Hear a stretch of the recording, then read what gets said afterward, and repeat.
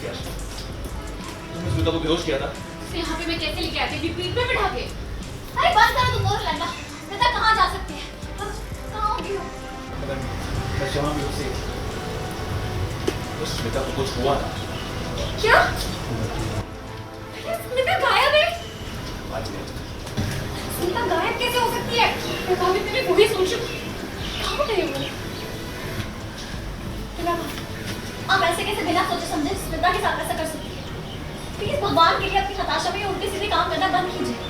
स्मिता मेरी बहन है, लेकिन मैं भी मानती हूँ कि उसने जो कुछ भी किया बहुत गलत किया। पर आप इतना तो जानती है ना मुझे कि अगर मुझे सही और गलत में से कुछ चुनना पड़े तो मैं हमेशा सही का ही साथ दूंगी। भाई रीत की ये बातें सुन मोंटी को ऐसा लगता है कि रीत दिव्या के साथ गलत नहीं होने देगी, लेकिन जरा देखिए कैसे।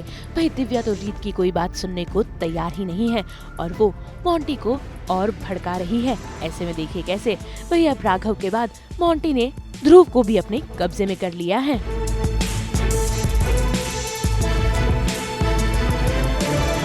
पकड़ो इसे। ध्रुव! ये क्या कर रहे हो? ध्रुव! प्लीज ध्रुव! तुम खड़े रहे। तुम सीता को मेरी बहन की जिंदगी से दूर लेके जाओ, तो अब तुम सीता को पति की जिंदगी से दूर लेके जाओगे और तब तक तुम्हारा भाई मेरे पास गारंटी के तौर पे रहेगा। वेरी गुड भैया, आप बिल्कुल सही कर रहे हैं। Proud of you. बिल्कुल सही है। नहीं, ये आपने बिल्कुल सही नहीं किया। क्यों सही नहीं है री? तुम भी तो ध्रुव के लिए गारंटी वाली बीवी बनकर आई थी ना हमारे हाउस में। तब ध्रुव को बनने दो तुम्हारे लिए गारंटी। चुकाने दो थोड़ा सा एहसान। ध्रुव को यहाँ खतरे में छोड़कर नहीं गई। यार मैंने सब कुछ आपके लिए किया है ताकि आप घर वापस आ सको। मेरे फेस मत करो। बसुली, क्या हो गया तुम्हें? वैसे तो दुनिया के सामने चीख चीख के कहती है कि ध्रुव से प्यार करती है। अब कर गया तेरा प्यार? तू चाहती है मैं ध्रुव को यहाँ अकेला छोड़ दूँ? और क्या करूं मैं भैया?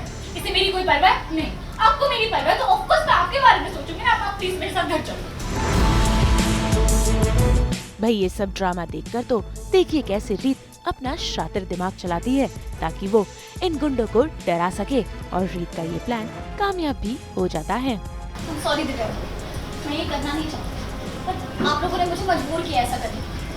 और ये इस रिकॉर्डिंग से साबित हो गया कि आपने स्मिता को किडनैप किया और आप तो पहले ही राघव को किडनैप कर चुके हैं और अब आप मेरे भाई को जबरदस्ती यहाँ अपने साथ बांध के रखना चाहते हैं। मैं ये रिकॉर्डिंग पुलिस को दे दूँगी। क्या आप लोगों को मेरी बातों पर भरोसा नहीं? ये 27 मिनट की रिकॉर्डिंग की है मैंने, देखिए, और अब मैं ये पुलिस को दे दूँगी। उसके बाद आपने बिल्कुल सही कहा, राघव एक अमीर और फेमस इंसान है कॉलेज, तो आपने इनके साथ जो कुछ भी किया है उसके बाद पुलिस आप लोगों के खिलाफ तगड़ा एक्शन ली और अब तो कोर्ट में भी ये साबित हो कि दिव्या भाभी आप एक अपराधी के परिवार से आती हैं। तो प्रतीक भैया को आपसे इजीली डिवोर्स मिल जाएगा, फिर प्रतीक भैया और स्मिता की शादी लीगली एक्सेप्टेड भी हो जाएगी। उसके बाद प्रतीक भैया और स्मिता खुशी खुशी अपनी लाइफ जिएंगे, कोई प्रॉब्लम नहीं होगी बिना किसी डर के। पर आपका जो मकसद था, जिस वजह से आपने ये सब कुछ किया है, वो तो फेल हो जाएगा। फिर आप कुछ नहीं कर पाएंगे सिवाय पछताने के। तो राघव को किडनैप कर लिया था दिव्या के भाई ने। मैं उन्हें बचाने आती हूँ, ध्रुव आता है मेरे साथ और फिर उसके बाद उन्नति और दिव्या स्मिता को गाड़ी की डिक्की में बंद करके ले आते हैं और हम सब अभी स्मिता को ढूंढ रहे हैं क्योंकि वो डिक्की से गायब हो चुकी है और हमें नहीं पता कि वो कहाँ है।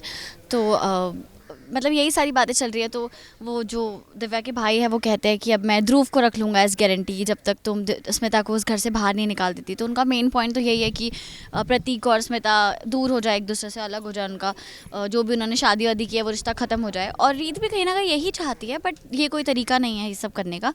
तो वो समझाती है कि मैं स्मिता से बात करूँगी पर प्लीज़ आप ऐसा मत कीजिए, आप किसी को किडनैप करके मत रखिए।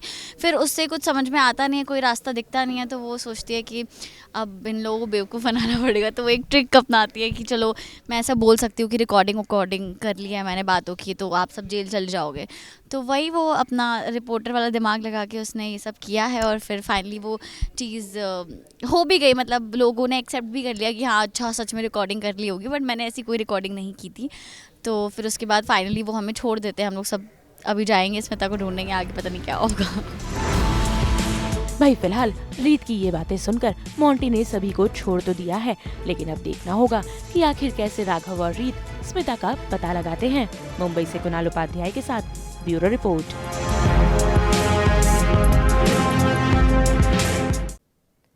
आज तो हम मना रहे हैं आप सभी के साथ रक्षाबंधन का त्यौहार, लेकर हाजिर हैं आपके लिए एंटरटेनमेंट जोरदार। तो अगर आपको ये वीडियो पसंद आया है आप इसे लाइक करें, कमेंट देके अपनी राय ज़रूर दें। ऐसे ही एक्सक्लूसिव कंटेंट के लिए हमारे चैनल को सब्सक्राइब ज़रूर करें। अगर आप यही वीडियो फेसबुक पर देख रहे हैं तो हमारे फेसबुक पेज को भी फॉलो करें। नाम तो आप सब जानते ही हैं ना, सास बहू और बेटियाँ।